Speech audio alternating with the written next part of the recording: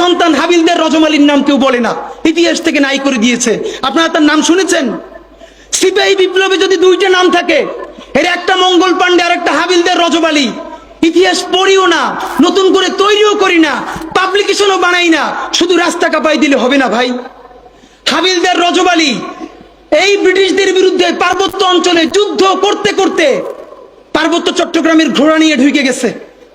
একটা সময় সঙ্গীহারা হয়ে গেছে, ব্রিটিশদের কাছে জীবন দিবে না, এই জন্য তিনি চিরতরে পার্বত্য চট্টগ্রামের ভিতরে ঢুকে গেছে, আর ব্যাক করেন নাই। তিনি মনে করেছেন যুদ্ধ করতে করতে প্রয়োজনে হারিয়ে যাব, তবু আমার স্বাধীন জীবন ব্রিটিশ বেনিয়াদের কাছে হত্যা হইতে দিব না।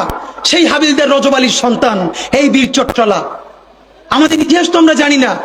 দেখেন, সেই বিপ্লব যখন হারিয়ে গেল, আপনারা জানেন কিনা, ইতিহাস বলে বাংলাদেশের বড় বড় গাছে এমন কোন ডাল ছিল না গ্র্যান্ড ট্রাঙ্ক রোডে, যেই গাছের ডালে ডালে সিপাহী বিপ্লবের যেই সব সৈনিক এই বিদ্রোহে অংশ নিয়েছিল তাদেরকে ঝুলিয়ে ফাঁসি দেওয়া হয়েছে।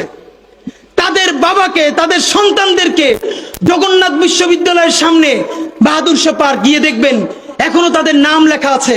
আগে ছিল ভিক্টোরিয়া পার্ক, পরে আমাদের বাহাদুর শাহের নামে করা হয়েছে। গিয়ে দেখবেন প্রকাশ্য দিবালোকে গাছের সাথে ঝুলিয়ে আমাদের বিপ্লবীদেরকে ফাঁসি দেওয়া হয়েছে। শুধু তাই না, 5 দিন 7 দিন ধরে সেই লাশ ঝুলিয়ে রাখা হয়েছে, যাতে মানুষ দেখে শিক্ষা পায় আর কেউ কোনোদিন ব্রিটিশদের বিরুদ্ধে বিপ্লব বা বিদ্রোহ করতে না পারে। দেখেন, বিপ্লব জিতে যাওয়ার আগে আমরা যখন সামান্য ভুলে পরাজয় হয়েছে, আমাদের লাশ গাছে গাছে ঝুলেছে। এরপর মুক্তি আসতে আরো 100 বছর লেগেছে। 1857 সালে মুক্তি আসতে পারতো। আপনারা নিশ্চয়ই জানেন 1757 সালের পরে 1857 সালে এই 100 বছরেও ব্রিটিশদের আমাদেরকে যেই ক্ষতি করতে পারে নাই, 1857 সালে মহাবিদ্রোহে আমাদের পরাজয়ের পর তার 1000 গুণ ক্ষতি তারপরে তারা করেছে।